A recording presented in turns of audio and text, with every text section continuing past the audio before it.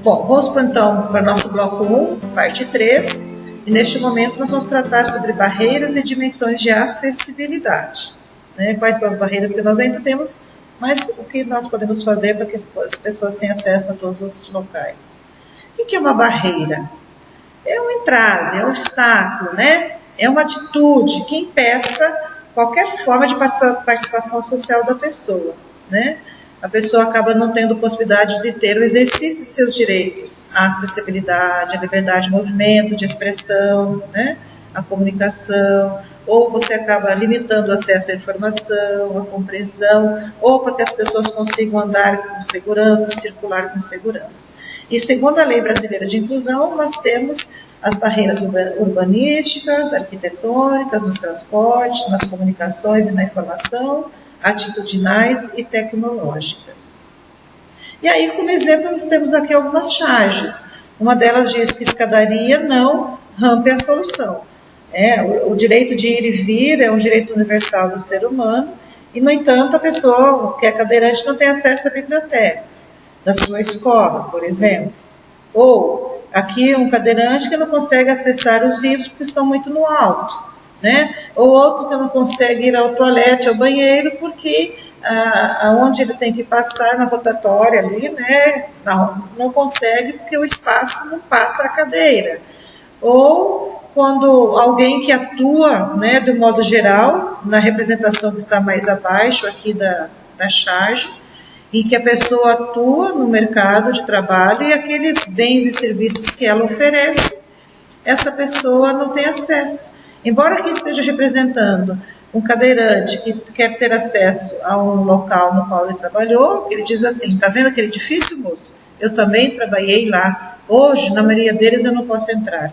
Essa representação aqui, essa metáfora, mostra, de modo geral, todos os trabalhadores e trabalhadoras do Brasil, que muitas vezes oferecem um serviço para a população, e às vezes aquele serviço, a grande maioria mesmo não tem acesso, às vezes não tem acesso à questão da saúde, como deveria ter, no entanto ajudou a construir um hospital belíssimo, ou não tem acesso a uma moradia adequada, né, e constrói casa para os outros. Então, são barreiras que nós temos na sociedade, né, construídas historicamente. Outra que nós temos aqui é a questão do Cristo Redentor, né, que, até você, diz o cadeirante, e até pouco tempo atrás as pessoas não tinham acesso, agora já tem cada rolante, então é possível a gente eliminar algumas barreiras quando se tem atitudes, né, proativas, ações efetivas, né.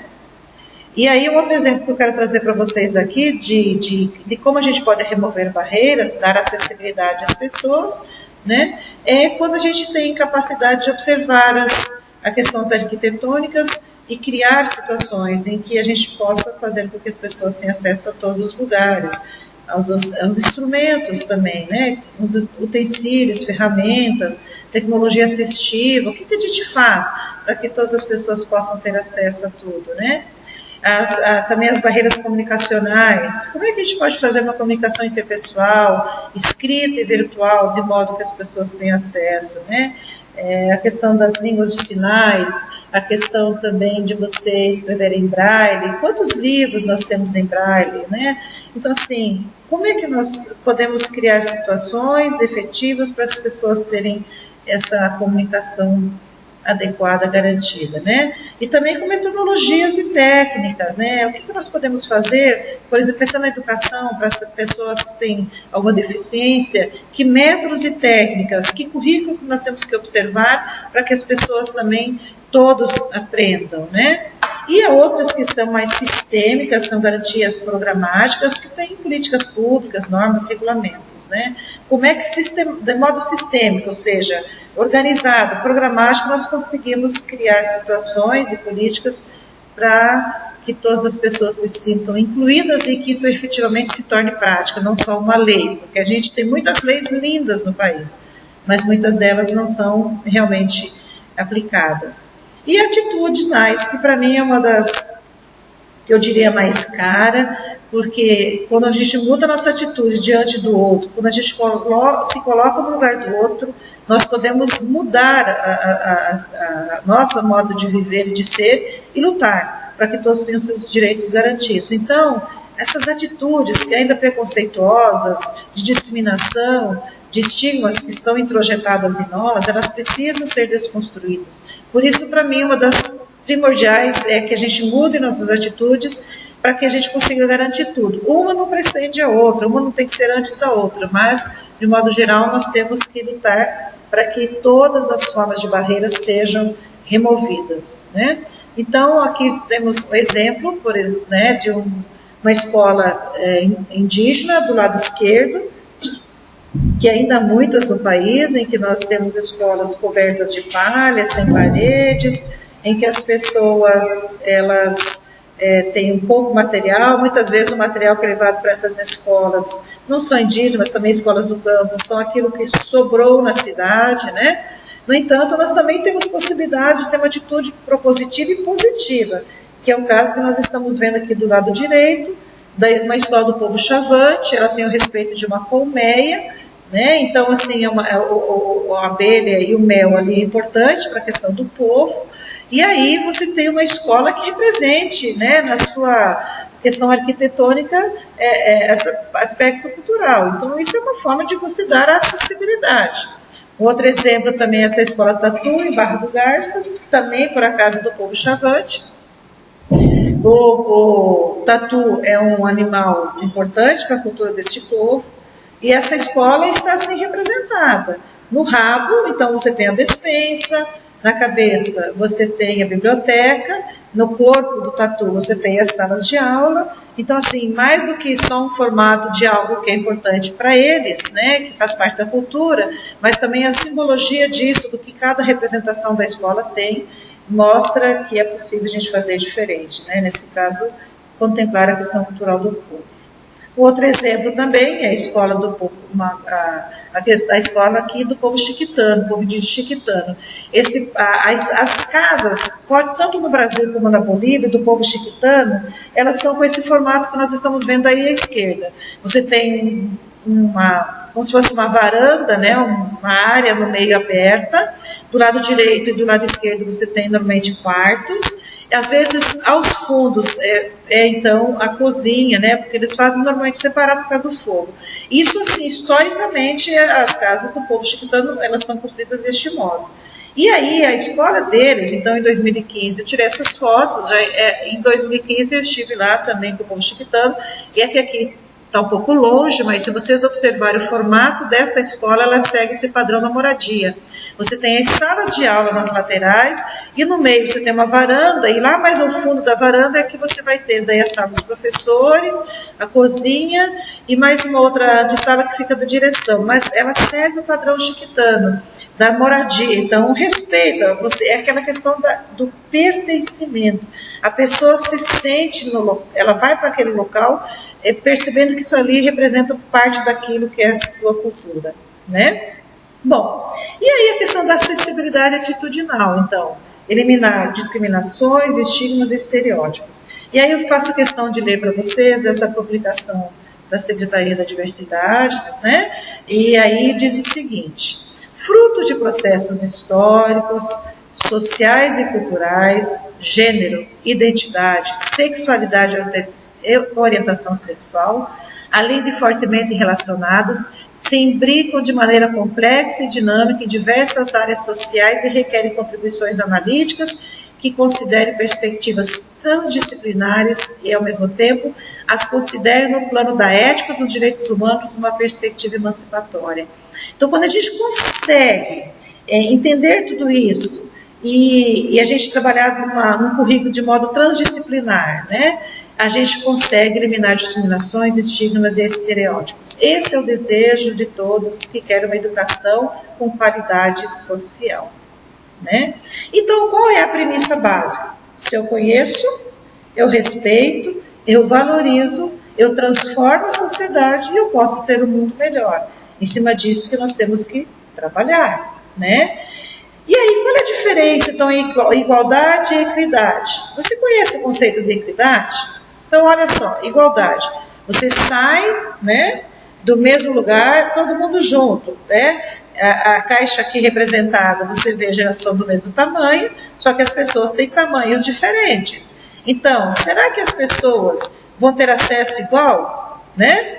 Então, é uma questão de igualdade, as caixas são todas iguais, mas quando você vai para figura da direita, aí você vai ter a equidade, porque você garante condições diferentes para que todas as pessoas tenham os mesmos direitos. Então, aquela que tinha uma caixa e ela é pequena, a pessoa que tinha uma caixa ela era pequena, ela ficou com 2 caixas. E aí, com isso, todos conseguiram ter acesso aqui aos bens que estão representados aqui, essa fruta, né, a maçã. Então, isso é equidade. É um cuidado que nós temos que ter realmente quando a gente fala na sociedade brasileira. Você achar que um filho de uma pessoa pobre, né, discriminado historicamente, que não teve acesso aos bens culturais, se ela colocar numa corrida, e a gente já viu alguns exemplos, inclusive vídeos que a gente vê por aí circulando, colocar todos juntos na mesma corrida, e quando você começa a ver o que um teve acesso e outro não, a largada tem que ser diferente, né? Nós temos que ter esse cuidado na sociedade. Por isso a questão das cotas sociais são de extrema importância. Bom, e aí o que diz então do B aqui? A justiça de um sistema escolar pode ser medida pelo modo como trata os mais fracos e não somente pela criação de uma competição pura. Então, como é que nós tratamos as crianças que estão na nossa escola? Que olhar que nós damos para aquelas que justamente mais precisam de nós? É muito fácil a gente pensar na educação, naquele aluno ideal, que não tem dificuldade nenhuma, que a gente não tem trabalho para lidar com ele. Será que isso é equidade? O que realmente nós temos que trabalhar, né? O que nos move? E o que nos move realmente são as pessoas, né? Todos e todas, independente da sua cor, independente da sua etnia, independente da sua orientação sexual, independente de qualquer forma de ser. Olha aqui a representação dessa imagem do Ferraz e tudo aquilo que representa a nossa sociedade, independente da religiosidade dela, da sua denominação religiosa, independente se ela é do sul do país, se é do norte, se é do nordeste. Olha quanta briga que a gente vê nos meios sociais de uma região contra a outra, de uma região achando que é superior à outra, né? E as pessoas reproduzem esses preconceitos e discriminações. E nós temos que acreditar no potencial de todos e todas. Bom, historicamente nós vimos então que nós temos que desconstruir as injustiças que foram construídas. E como é que nós podemos desconstruir então essas injustiças, essas barreiras? Uma delas, né, que a gente pode ter é a Política Nacional de Ações Afirmativas. Isso está garantido então na Constituição atual. Mas vamos dar uma olhadinha na história, como é que a história construiu as barreiras da educação? Porque o que a história fez, se a gente olhar a Constituição, ela tinha muitas barreiras para a educação, né? Do acesso à educação. Então, vamos dar uma passada aqui para um pouco sobre isso. Então, nós já vimos, vamos voltar nisso, nós tínhamos um indígena que foi escravizado, os jesuítas que impuseram sobre eles a questão da religiosidade cristã, nós tivemos um diretório dos índios que proibiu que se falasse a língua materna, nós tivemos depois um serviço de proteção ao índio, que nós vamos tratar mais para frente, mas que também ali o aluno teria acesso à educação, mas ele tinha que ter uma possibilidade de integrar a sociedade de tal modo que chegasse o momento que não haveria diferença entre índios e não índios, mas não uma diferença porque é de reconhecimento, mas de integrar, de negar todas as outras formas de cultura, né? Então, assim, não é possível que a gente pudesse ter isso na sociedade. Aí, seguindo adiante, já na Constituição de 1934, havia uma legislação que disse que caberia ao governo federal legislar sobre os assuntos indígenas, né? E nós vimos também que 300 anos de escravidão no país, houve mais de 10 mil traficados para o Brasil, de negros. Então, vocês vejam só, foram 300 anos, né? Isso foi em 1888 que teve, então, que acabou. É só a gente fazer uma conta muito rápida. Não tem 150 anos. Nós não temos 3 gerações. Então, imagina o que está no imaginário de muitas pessoas ainda sobre as populações afrodescendentes, né? E, junto com a colonização, em 1502, são traficados os primeiros escravos africanos, o que perdurou por 3 séculos. De acordo com Gordon, pode-se estimar que foram envolvidos pelo tráfico por volta de 200 a 300 línguas. E o tratamento que era dado a essas línguas que chegaram junto com os africanos, né, era o mesmo que era dado às línguas indígenas, eram consideradas inferiores, não eram consideradas línguas, né. E aí, quando a gente observa isso, uma das maneiras, inclusive, é negar a participação tanto dos indígenas e dos afrodescendentes ou dos africanos na construção do nosso português, né? Quantas palavras que nós temos no nosso vocabulário que vêm das línguas indígenas e das línguas africanas que vieram junto com os escravos, né? Bom, então por que nós precisamos das cotas sociais e raciais, né? E aí nós vamos mais alguns dados. A população escrava, ela era impedida de frequentar a escola formal, que era restrita por lei aos cidadãos brasileiros, né? E é isso, artigo 6º da Constituição de 1824 proibiu o ingresso da população negra escrava, que era, em larga escala, africana de nascimento. Então as pessoas não tinham acesso à educação mesmo, 1824. Em 1854, a reforma de Couto Ferraz, lá no seu artigo 69, diz o seguinte: não serão admitidos à matrícula, nem poderão frequentar as escolas os meninos que padecerem de moléstias contagiosas, os que não tiverem sido vacinados e os escravos. Ou seja, eles não poderiam ter acesso à educação. Algumas outras leis surgiram depois disso, mas nada mudou. Outras constituições anteriores à federal dizem ainda o seguinte, né? Lá no 824, como nós vimos anteriormente, também diz que teria que ter gratuidade da instrução primária para os que eram considerados cidadãos. Em 1824, o negro não era considerado cidadão no Brasil. A Constituição de 1891 dizia que só poderiam ser eleitores aqueles que eram alfabetizados. Olha, os negros não eram alfabetizados, né? Eles não tinham nem acesso à educação. Em 1934, no artigo 38, incumbia à União, aos estados e aos municípios, nos termos da lei respectivas, estimular a educação eugênica. E aí eu coloquei para vocês aí como uma leitura obrigatória, um artigo muito curto de uma revista que trata sobre a questão das africanidades, que vai mostrar o que foi esse movimento da eugenia do Brasil, que é realmente, como o título diz, tão absurdo que é difícil acreditar. Então, dê uma lida lá para vocês perceberem o que é essa educação eugênica, para vocês entenderem como é que isso foi construído e por que tem muitas coisas que ali estão postas, estão na cabeça nossa até hoje.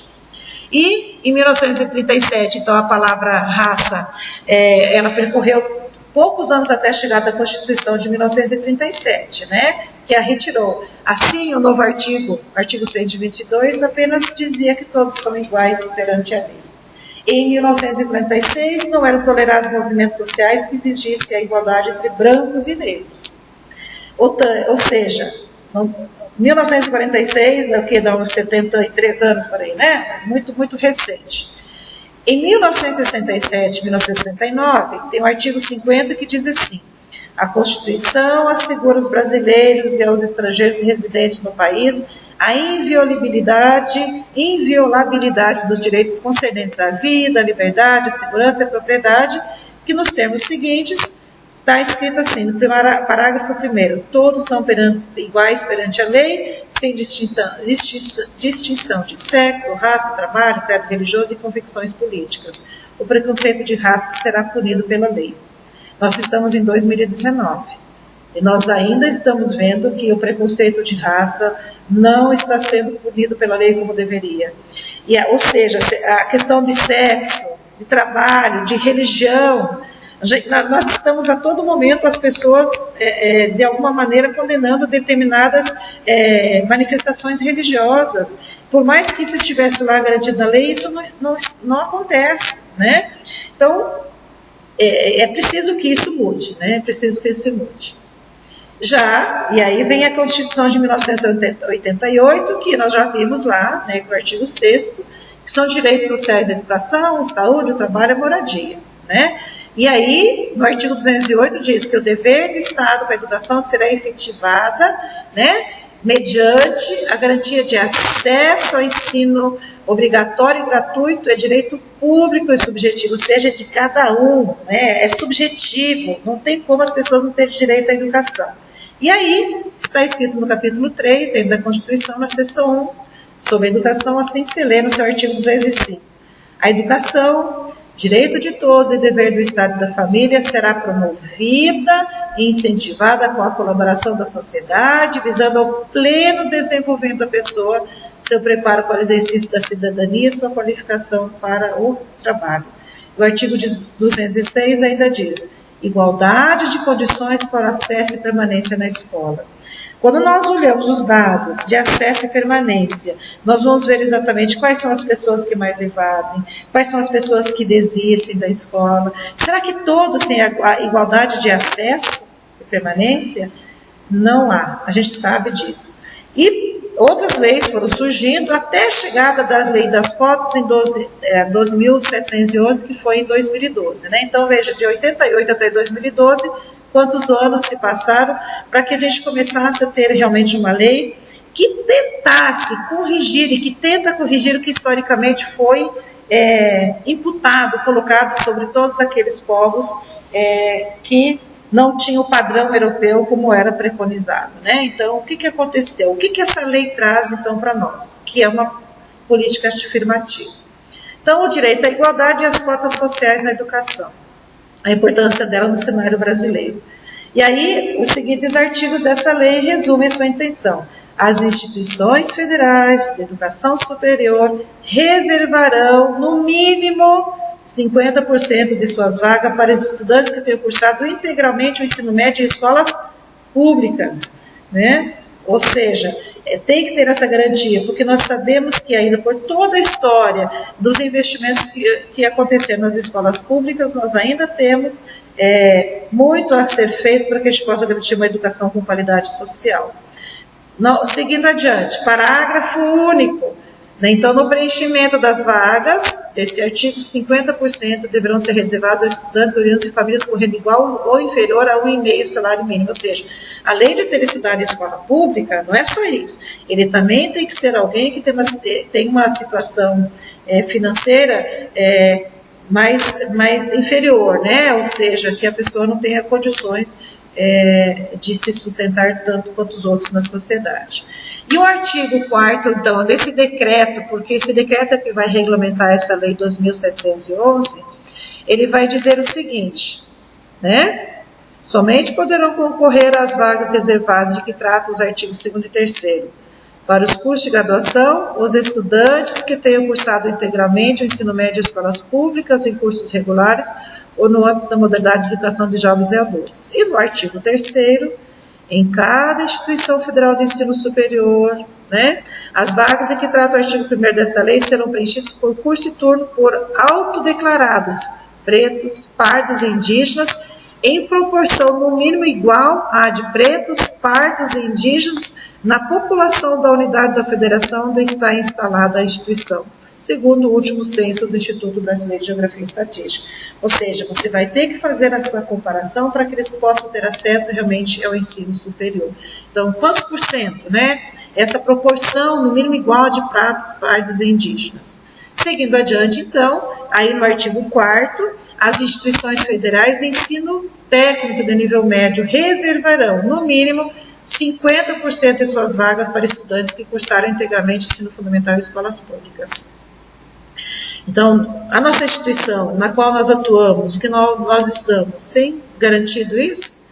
E o artigo 5º garante ingresso às instituições federais de ensino técnico de nível médio aos pretos, pardos e indígenas, bem como as pessoas com deficiência por intermédio das cotas. Então, a lei está posta, existe uma regulamentação, né, a lei foi criada, então nós temos uma lei que a regulamenta, e hoje nós temos que, como pessoas que trabalham em instituições federais, ou nas instituições de modo geral, tem que garantir o acesso ao que está representado nessas leis.